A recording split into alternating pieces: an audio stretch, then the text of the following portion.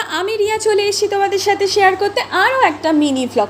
তো তোমরা আগের ভিডিওতে দেখেছিলে আমরা বেরোচ্ছিলাম, তো কোথায় বেরোচ্ছিলাম বলবো বলেছিলাম। তো দেখো আমরা চলে এসেছি তারকেশ্বর মার্বেলে, কারণ আমার রান্নাঘরটাকে সুন্দর করে সাজানোর জন্য আমি কিনতে চলে এসেছি নতুন সুন্দর একটা ওয়াল টাইলস।